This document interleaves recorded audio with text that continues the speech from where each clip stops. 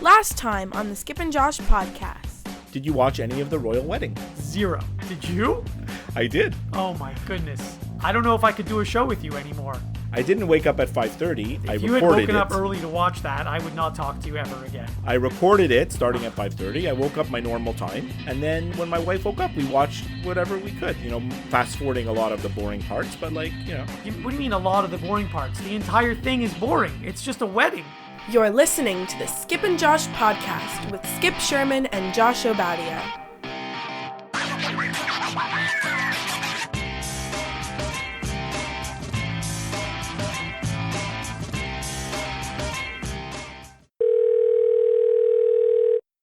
Hello? Skippy, Hey, good morning. good morning. Can you tell I just woke up? My voice is all cracking. No, you sound fine. That's very You nice. sound awake and ready to go. Yesterday was a long day. I slept so well. I know you had a busy day yesterday. I didn't even want to text you because I knew you had a tough schedule. So But it all worked out. By the way, because of my busy schedule yesterday, I forgot to mention to you, I was invited to someone's house last night for Schwartz's smoked meat, and I couldn't go because I just was too how did busy. they have that in Toronto? A friend of mine, he imports the smoked meat. Either he goes to Montreal himself and he gets a whole brisket, Or they send it to him. or sometimes his parents bring it to him.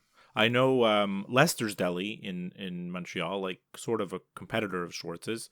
They do you can go on their website and they can send it to you somehow. Yeah. Anyway, so I had to turn down Schwartz's, which is I never do that. So No, that's bad. but I was just Something I you had should no do. time to go. So I really wanted to record today. I didn't want to let it slide till tomorrow because I really wanted to talk about Stanley Cup Finals. I thought you were so intent on talking about the NBA playoffs. The National Basketball Association. The NBA playoffs are people are complaining that there's blowouts, which there's been a lot of blowouts, but we're gonna have 2 Game 7s. I know that each of these series Yeah. have turned out to be good. And I did say to you that the semis would be better than the finals. Yeah, but I mean, not all the games have been great, but we're definitely okay. So let's start with NBA since we're already going there. Yeah, let's do that. I told you last time that I thought the Celtics would win in 7, and we're going to 7, right? So, but I'm scared because LeBron's too good. That's all there is to say. He's too good. You're right to be scared. You are. I don't understand. He could kind of score whenever he wants. It seems like he could kind of do whatever he wants. It always baffles me when he has a subpar game like he had in Game 5. And it always I'm like, how did that happen? How did and then, I don't know if you watched the last game, but he hit a couple of 3-pointers at the end to seal the deal. And if he's hitting threes from contested threes, then it's over. Then you really can't do anything to stop him, The only thing you can do now to stop him is hope that he misses. I was saying the same thing because it does seem like he can score at will, and it boggles my mind how he actually misses sometimes. Yeah. Well, I think the only reason why I've done so much thinking about this, it's you have no idea. The only reason why he can't score at will, think about any great player in the NBA. Why can't they just score all the time? If you're Kevin Durant or LeBron or going back in the day, to the Michael Jordan or whoever. Larry Bird. Yeah, you think, why couldn't they score 50 points a game, Well, there's fatigue, Yes. It's a big part of it. And Brad Stevens' philosophy, he said it since the start of the series on how to stop him, is you don't stop him. You just try to make it really difficult for him. And you could see LeBron, when he's tired, he's settling for outside shots. And when I mean settling, he's making outside shots, mostly time, Like I said, if he's hitting his threes, then he's unstoppable. So when he's taking outside shots, that's the only kind of way to stop him. But he really, if he drives to the basket or backs someone down, you can't really stop him. But that's tiring and also physically tiring because they're beating him up every time he drives to the basket. You see playoff basketball now, when you take the ball to the basket, on a drive, you're paying the price physically because guys are coming after you with it's bodies on bodies, you know? It's 6'9", 280 versus 6'8", 270, and those bodies are colliding, and it's not something that's natural for people to do, saying, I'm just going to fly in there and smash into people. You know, that just doesn't happen, you know? Adding to the fatigue, I'm pretty sure the next game will be LeBron's 100th of the season, if you include regular season games. Yeah. He did not miss a game at all this season, which is unheard of these days. Yeah. Especially because the last few years they tended to rest him at different times, like literally just resting him. Yeah, he would take his annual Miami vacation. Right. In the middle of the season while his team was still playing, he'd take his annual Miami vacation. They couldn't afford to do that this year because he was like, the Cavs record wasn't so hot, and they were actually in danger of falling down to 6, 7, 8, or even, you know, at one point even further. But right. Yeah. I don't know. I'm a huge Celtics fan. I love this team. How could you not get behind this kind of team of underdogs, you know, and unheralded players and young players? And here's another thing you need to explain to me about the NBA, but the Celtics in particular. They are amazing at home and terrible on the road. It's literally like two different teams. How does that happen? It's so bizarre. Well, look, of all the major sports, the one that has the most decided home court advantage, if you just look at pure numbers, and obviously I don't know them off the top of my head, but I know this for a fact, the NBA has the highest percentage of home court, home teams winning. 100%. Like that's been true for our whole lives. But that being said, like, I just don't get how the Celtics are so good at home and then so bad on the road, or maybe it's the Cavs that are good at home. Like, I can't like understand it. I just can't understand it. You know, it's very weird. Yeah, and I mean, I don't know if you watched any of the Golden State Houston series, but well, I didn't see yesterday's games, obviously, because I was occupied, but I heard that after the third quarter, the Rockets had a lead. They did, and then Golden State just blitzed them. Turnovers. I mean, it was so many turnovers, block shots, and then they just started hitting all their shots. Like, the NBA is a 3-point shooting contest now. Yeah, most games, and it's less true in the Celtics Cavs series, but I mean, there's still a lot. But this Houston Golden State series, it's literally like they should just not have the game and just have 3-point contest rules. Right? Because that's basically what it is. It's like, who's going to hit their shots? So if Curry and Klay Thompson and Durant are hitting their shots, then they're unstoppable. You know, like, what are you going to do? You know? Well, Houston was able to stop them for 3 quarters, and that was without Chris Paul. Well, they're really undermanned. Chris Paul obviously is a huge loss. I felt that there was no chance that the Rockets were going to win in Golden State without Chris Paul in Game 6. Like, that to me didn't seem like in the realm of possibility. Although, and now Game 7, I still think the Warriors are going to win if Chris Paul plays or doesn't play, because if he doesn't play, obviously they're completely undermanned. They only used basically 6 guys last night. They used a 7th guy, this guy Manamute. I forget. I don't even know how to pronounce his name. You know how I am with names. He only played like 8 minutes, and like they basically used 6 guys. Like, that's tough, you know. And if Chris Paul doesn't play, obviously they're screwed. But if he does play, they're not going to be much better because he's not going to be 100%. You know? No, he's definitely not. So, like, I feel Golden State is better. But I wanted to say something about Golden State after, like, just in general, how they've played in this series. There's something wrong with that team. Like, they seem either disinterested. And maybe that's because they've won 2 of the last 3 years. Yeah. Or if it's not that, then there's something physically, wrong with one or more of them, and they're just not the same team they used to be. I think it's more mental than physical, to be honest. Because, like, like what makes Golden State so good the last few years is that, okay, one, they're the most talented team. Like, we know that, right? Yeah. And there are many talented teams in the league, but what sets them apart is not only are they the most talented team, they play very, very unselfishly, right? Like, they play a team game of basketball. So when you have this unselfish play style and talent spread out all over the court, well, then you're unstoppable. That's why they won so many games. And when I watched them, other than the fourth quarter yesterday, all the rest of the series, it's like, what happened to the Golden State that we knew? What happened to moving the ball around? What happened to like guys all over the court getting open and like this beautiful team play? Like, I didn't see that at all. I just see like isolation of Kevin Durant trying to post him up, Curry standing around, Klay Thompson standing in the corner. Like, it seems like I was like, what am I watching here? Like, why are they so like, what happened to the Warriors that we knew, you know? It's the equivalent of squeezing your stick harder when you're pressing. I think it is something like that. And maybe Steve Kerr like kind of can't get through to them anymore. I'm not really sure. But what's interesting is like, so in the Warriors series, everyone's saying Andre Iguodala is missing.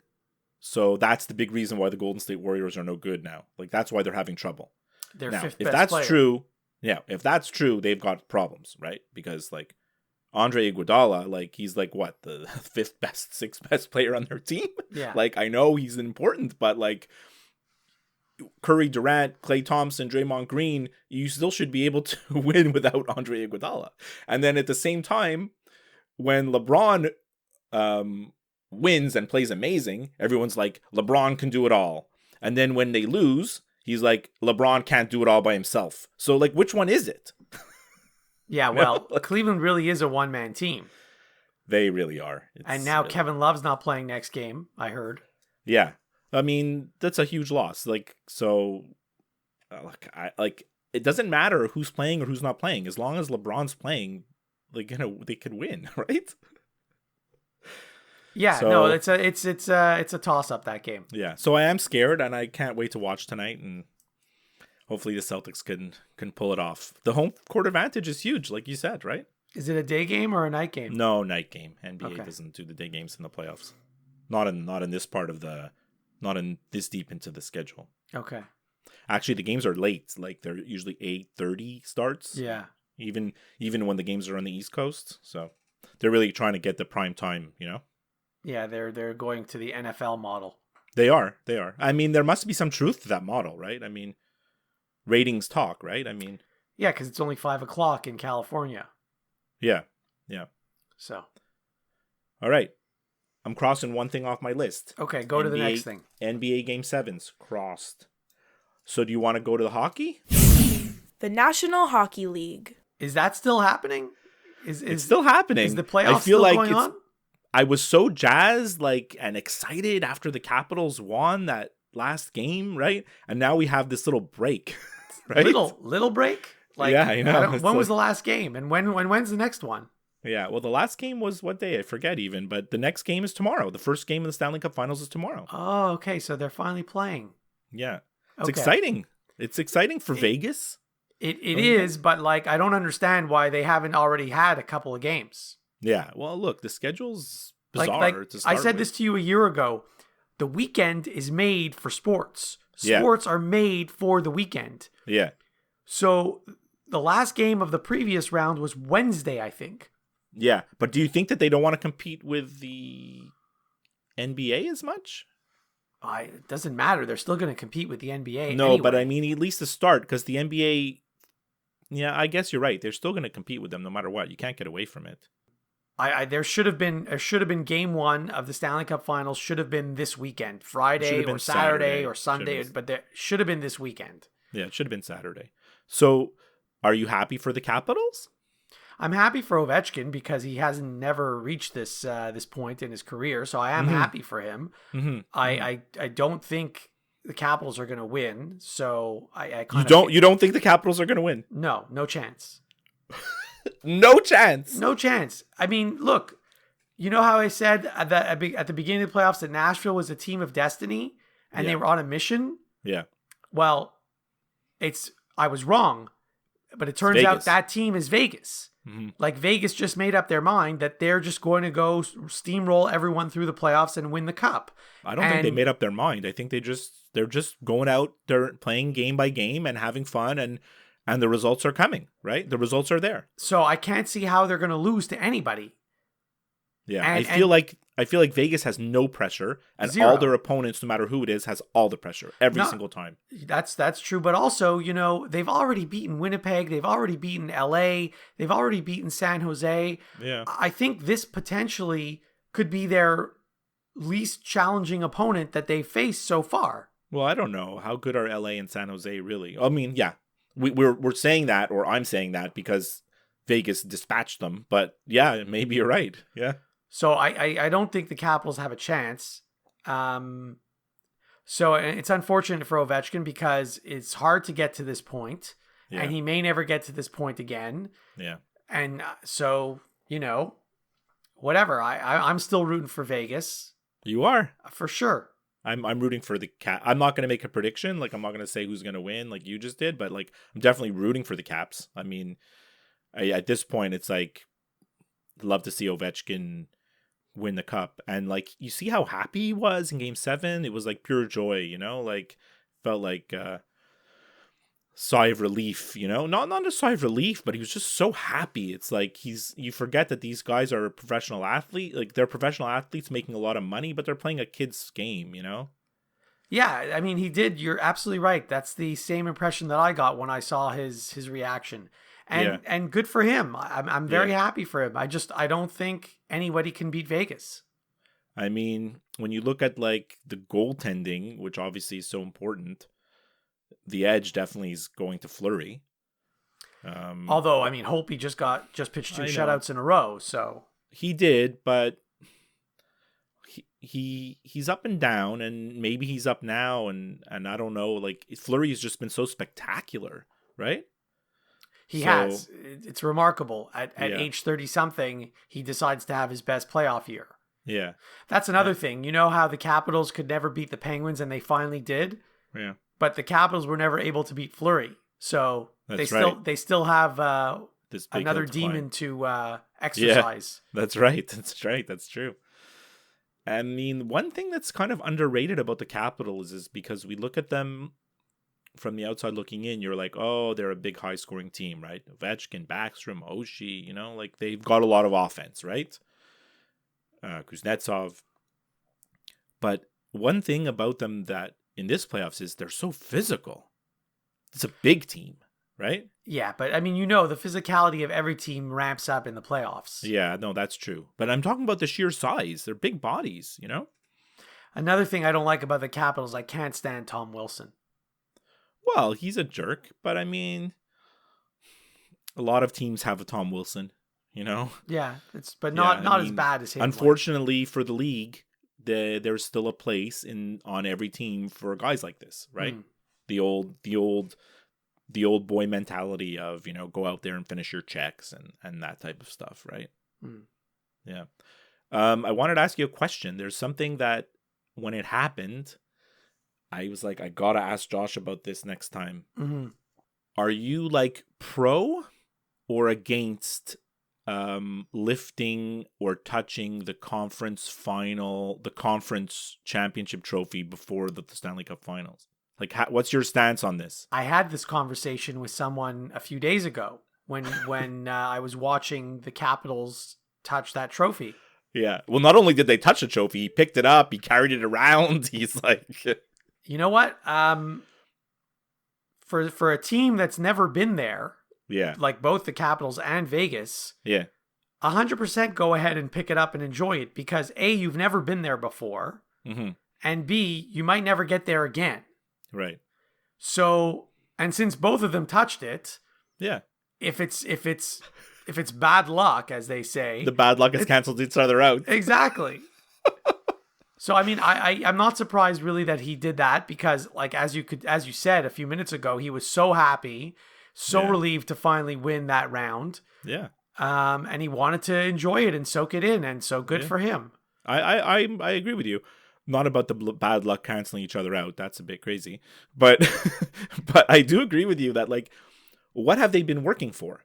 They just had this incredibly hard-fought Game 7 series to win the conference championship. Why not, like, say, okay, we've won the conference championship. Lift up the trophy. This is what we won, right? I think if you look back at the stats, I don't have them. But there have been teams that have touched the trophy and still won the Stanley Cup. It's happened. Of course there is. And I'm sure there's teams that have touched the trophy and have lost. It's just, it doesn't make a difference. So, I mean, again, if it's a team like Chicago who won 3 Stanley Cups, or LA who I think won 2 or 3 Stanley Cups, and Pittsburgh who's won a bunch of cups, then it's not as big a deal for them because, okay, we've been here before, like whatever, let's just go on to the next round. But if you've never done it before, then it's a big deal. Do you remember when this all started, this touching, no touching? 7 years ago, I think. It's not like going back that far, right? No, it's not that long, like 7 years ago-ish. Yeah. I mean, when we were following hockey in the 80s and 90s, I don't remember anyone ever talking about this even. You know? Did they actually give a trophy in the 80s when you won your conference? Seems to be like the Prince of Wales Conference and... I don't know. I don't know if they actually gave a trophy. I'm not sure. All right, so are you excited for the finals? Are you going to watch? I'm definitely going to watch. Yeah, me too. Yeah, I can't wait. I think, although, I mean, I don't know how excited the NHL is with having Vegas in there. Do you think it helps the ratings? Doesn't help the ratings? I think it does, actually. I mean... Because there's a curiosity factor. Exactly. There's a lot of fans who are like, what? Vegas has a team? They probably didn't even know till yesterday. Yeah. Like the casual fans. One thing about Vegas that's amazing. Like the pregame ceremonies, the opening of the game, like the whole in-arena experience, as like over the top and hokey as it is, it's so Vegas, right? It's like, what's more Vegas than that? Nothing. Yeah, it's unbelievable, no? Nothing. But I can't wait to watch. I'm excited. So I'm actually, and I'm going back to basketball for a second, I'm actually excited to see the Houston Rockets versus the Boston Celtics. I just hope the Celtics get in there. I don't care who they play. If you recall, I think in December, it might have even been Christmas Day, the Rockets played the Celtics.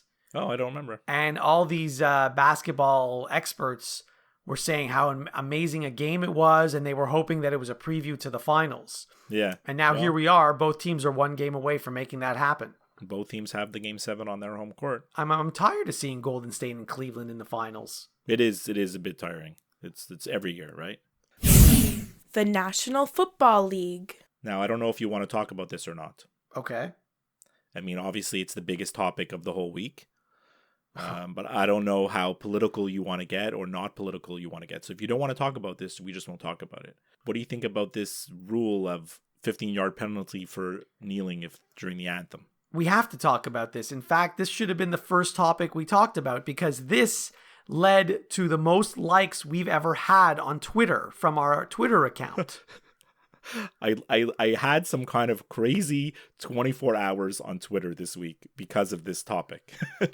And it was something like, it's not like it went viral. It's not like anything like that, but it was so exciting. I'll post it on our website or people could see what I'm talking about and I'll just explain. So Chris Long wrote this of the Eagles, wrote this really long tweet about the NFL's new policy about kneeling for the anthem, basically saying we need to do more as human beings. People should be fighting for social injustice and blah blah blah. This type of stuff. It was really long. It was like one of these screenshots that he wrote out on Notepad and then put it in because Twitter won't let him write something that long, you know. And some clown writes back to him as one of the first responses to him, and basically saying taking the opposite stance and calling him out, saying you should be working for charity. If you really want to make changes, you should be working for charities or doing good in your community. And I don't know if he was where this guy was coming at, but I was like, what? And then there's many responses telling this guy that, are you aware that Chris Long donated his entire salary last year to charity? Mm-hmm. You're kind of barking up the wrong tree, you know? And I wrote that exact tweet saying exactly what I wrote is, I don't think this guy knows that Chris Long donated his entire salary last year to charity. #sad. That was my favorite part of your tweet, the #sad. Now, #sad, I truly believe is the reason why this tweet stood out among all the thousands of tweets within this thread. And next thing I know, I had 585 likes and like 30 retweets, and like it's just boggling my mind. It's just boggled my mind because it started that night and I didn't realize. And then I turned on Twitter and it's like, you have 30 notifications. I'm like, what? And then I look at it and it's like, it has like 30 likes. And then 10 minutes later, 50 likes. And 15 minutes later, 75 likes, 100 likes. And then I woke up in the morning and I texted you and I said, I got this tweet from our account. We have 215 likes. Yeah. Next thing I know, it's at 300, 400, 500. It was like the thing had a life of its own. It was pretty amazing. So after 24 hours, it kind of died down and it settled in at 585 or 586. So, but other than how exciting it was for us on Twitter, like, do you want to even talk about this NFL business or?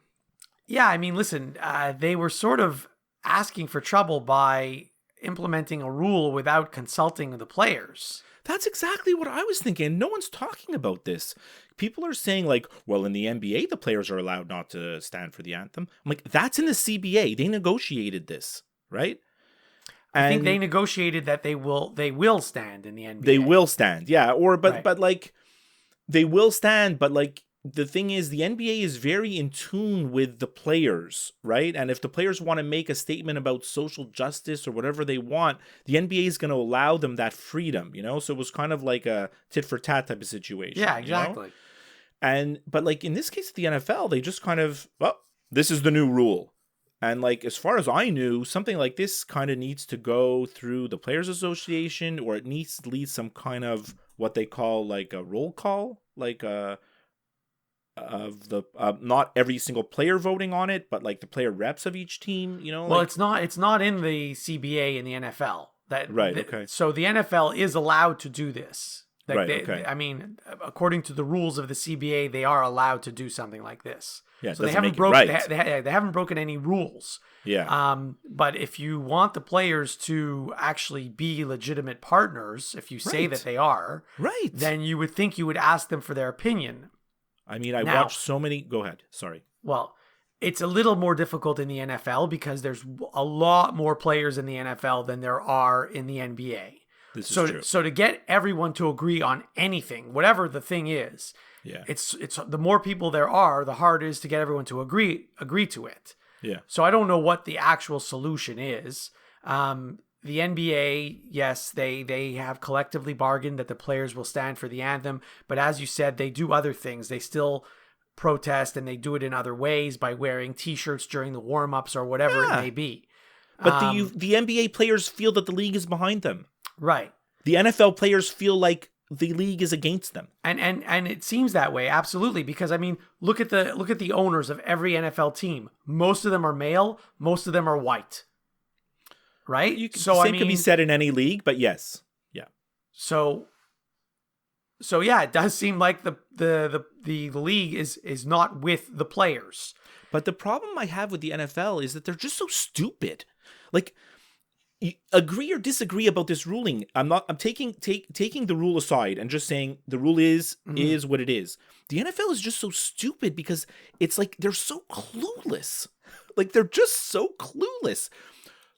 There was no players that were going to protest the anthem. This thing had passed. This and sorry, I want to change my words there. The phrase protest the anthem should actually be illegal because they're not protesting the anthem. Right. But the whole idea that players were going to actually protest, they weren't going to do anything anymore during the anthem. That ship has sailed. And now they brought this rule out. And now the players are like, they're going to do something just to stick it to the league. Right. They opened up a new can of worms. They opened up a can of worms where nothing, like this thing was gone already. It was finished. To add insult to injury, the day they announced it, or maybe the day after, there was an NFL player who got... NBA player. Guy in the Milwaukee Bucks. Yeah, in the Milwaukee Bucks. Okay. Yeah. So to make he matters got tased worse... by the cops. Yeah. Yeah, to make matters worse, there's an NBA player who got harassed by the cops. Yeah. Like, just to prove their point, you know? Right. Yeah. Like, it's like I listened to a lot of podcasts about this. I read a lot of articles about it. I watched some different shows, and like the takeaway from it is that the NFL is tone deaf. They don't understand. Like, how can you solve a problem, right, when you don't even know what the problem is? That's the gist of it. The NFL is so tone deaf. They don't even understand like what's going on. They literally don't understand what's going on, or they just don't care, right? Or they just don't care. I mean, you would think with such a big organization and an organization that makes so much money year after year, that Roger Goodell, if he doesn't know what he's doing, would at least surround himself with several people that do know what they're talking about, and that he would be advised on what is right to do and what's wrong to do. Right. So either he doesn't have the right people surrounding him, or he does, but he's not listening to them. I don't know which it is. Right. I have a list. Can I read you my list? Go ahead. You just made the list! Things the NFL cares about. White people, Donald Trump, and money. I would have put money first. Yeah, okay, maybe in no particular order. And then things the NFL doesn't care about. Freedom of speech, racial inequality, abuse of cheerleaders, player safety, and domestic violence. That's my list. Well, the player safety one, they are talking about making some rule changes to help player safety. They are. I'll give them that. But they haven't cared until now. Until a lawsuit came. Right. Right? In fairness to them on that one, a lot of the leagues did not know about all these concussion things until recently. And by recently, I mean the last 5 years. They are ahead of, like, talk about tone deaf. They are ahead of the NHL because Gary Bettman refuses to acknowledge that there's a problem. He's been asked a million times, and he basically just says there's no evidence. Well, he's refusing to acknowledge because if he acknowledges, then he's admitting that there's an issue, and then they could be liable for a huge settlement. Yeah. That's why he's refusing to acknowledge. It's not because he doesn't think that there's an issue. But that settlement is going to come one day, because whether he acknowledges it or not, eventually there will be enough evidence, scientific, physical evidence, that will bring about a lawsuit, whether or not he acknowledges it or not. So it's the same thing. It's the same thing in the CFL. The CFL has not admitted that there's a problem, even though they know there's a problem. The CFL has a bigger problem because the potential lawsuit, if you factor in damages and physical health of players and all this of people, like, that will bankrupt the league. Right. And so that's why the CFL, when asked the same question, has also given the same answer that the NHL has given. When will the first 15-yard penalty for kneeling during the anthem occur? Will it occur? Preseason, first game, first week? What team? I think it's going to happen the first possible game that it can happen. I think you're right. Only one team has come out and said that they'll pay the fines of the players. The 49ers owner said... and the Jets too. The Jets chairman of the board or one of the co-owners, someone said also the similar thing, right? But yet, the 49ers didn't vote against those teams didn't vote against the rule. They just abstained from the vote, I think, right? Which is kind of bullshit, if you ask me. I mean, it's definitely going to happen in the preseason because who cares if you get penalties in the preseason? The games are meaningless. But are people watching? I guess in this case, people are going to watch. People are watching to see what's going to happen, right? So even if you're not watching preseason games, it's news. The sad part is people actually watch preseason football. That's the sad part. Yeah. Well, like this is segueing into what I was going to say about the CFL. So we'll forget about the politics for a second. People are obsessed with football, and you know that Americans do watch the CFL football during the summer until the NFL starts. Right. And I think this year more than ever, they will be doing that because the Hamilton Tiger Cats signed Johnny Manziel. I know. My son's already trying to buy tickets for the Ticats when they come here. Are you serious? He can't wait to go and see Johnny football. He's listen, I mean, from all reports that I've heard and seen, yeah, he looks like he's cleaned up his act. He's I mean, they haven't guaranteed that he's going to be the starting QB. He's battling for the starting job. He'll be the starting QB eventually, don't you think? I think he will. I mean, it might happen week 1, but I don't know. Yeah. Listen, we've had like other NFL players come to the CFL in the past. Yeah. Ricky Williams comes to mind. But most of those guys, like, continue. Ricky Williams is like, those guys were past their prime. They were like, they're older, you know? Right. Whereas this guy is like, he's young still, you know? Yeah. I mean, Warren Moon started in the CFL, and Doug Flutie was in the CFL, and Jeff Garcia was in the CFL, and there's other guys that I'm forgetting as well. Yeah. So I think he's going to play. Do I think he's going to dominate and put up huge numbers? I don't think so, because a lot of it also depends on your offensive line and the wide receivers you have. Yeah, that's true. Right? And it is a different game to compare to the NFL game. Yeah. No, his biggest adjustment is the CFL game is completely different. Right. So that's, yeah. But look, I have nothing against the guy. I hope he's cleaned up his act, and if he ends up being good enough that an NFL team wants to sign him, then all power to him. Yeah, I mean, obviously his end game is getting back in the NFL, right? It's not, he hasn't made a secret about that. Right? I can't stand the Hamilton Tiger Cats, by the way. But why? They're one of my most hated teams in the league, and there's only 9 teams in the league. So just so everybody knows, Josh used to work for the Canadian Football League. He has a lot of inside information. Yes.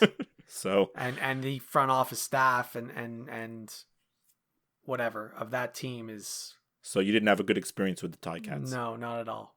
Oh, I hope they lose every game every year. Oh wow, I love it. So much animosity. It's great. So, I mean, that's my list. I just have little odds and ends left to talk about. So I don't know if you wanted to go over anything. Recommendations. I've got a new podcast. That you're listening to? Yeah. What's it called? It's called Top 4. Now What's it about? I want to tell you how I got onto this podcast. So, like, I'm a huge supporter of the Overcast app, right? Yeah. As are you. And Overcast is basically made by one guy. His name's Marco Arment. It's like he runs the whole thing. He's a one-man show. And he's the guy who created the website Tumblr. And he has another podcast that he's very famous for called Accidental Tech Podcast. But I never listened to that. And I never went on Tumblr. But he has this podcast with his wife, Tiffany, called Top 4. And it's spelled out Four. Mm-hmm. And they just, each of them make their top 4 list of like random topics. Top 4 albums of the 90s. Top 4 Starbucks hot drinks. Top 4... you had this idea that we should do this. It's something similar. I mean, I don't think it's that much of an original idea to do something like this. But yeah, I did think about this a while ago. It's actually the topics that you have to think of that make it interesting, because they have some really random topics. Top 4 misheard Eddie Vedder lyrics. Like where does that come from? We could do a whole top 10 on that. Yeah. So I really, really like the episode of the 90s albums, which I think you should listen to because you'll really, really love it. Okay. And I just love their banter and their whole, like, the whole thing. I've been binge listening to it. Can I tell you something that's very underrated about the Overcast app? Sure, please. I know you like it and you've recommended it to me, and I use it all the time now, and I like it as well.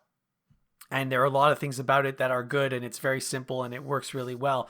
But one of the things I really like about it that's very underrated is when you want to fast forward or rewind by touching the status bar or whatever you call it and sliding it either left or right. Yeah. It's very smart because the bar, I don't know how to explain this in words. The bar doesn't start at the very far left and it doesn't end at the very far right. There's a bit of space between the beginning of your phone and where the beginning of the bar is, because otherwise your finger is fat and that spot that you have to touch is so tiny that it's impossible to get to that spot. But what they've done is they've indented it on both sides slightly so that you can actually reach that part. It's very smart, and I don't know why no one else has done that. Well, Marco is the creator, so we'll shout out to him. So anyway. Yeah. So, I mean, that's like my main thing this week is like, hey, I got a new got a new podcast. Now I also got a new notebook. I want to tell you about this notebook. It's changing my life. The funny thing is, you didn't even finish your old notebook. I saw the old one. It was pretty much blank. Why did you need a new one? Because of this new notebook, I've thrown out my old notebooks. You should never throw those out, because when we're huge and famous, that old notebook is going to be worth something. So this book's called Rocket Book. Uh-huh. And it has different features. Can I So see it? It just looks like a regular notebook. Okay. Okay. Uh-huh. Now, the pages look like paper, but they're like coated with something. Okay, you realize we're only talking about a notebook now. This is like... Yeah, you can only write in the book with specific pens. They're not like Rocketbook pens, they're Pilot, but like it's a specific one that you have to use. This is very complicated. Now, when you write in the book, you can fill up your pages, and then you take a cloth that they provide for you with the book with a little bit of water, and you just erase it, and then the page is ready to go again. So you only need one page then? Technically, yes. Well, I mean, maybe you don't want to erase it right away, but like it comes with millions of pages, right?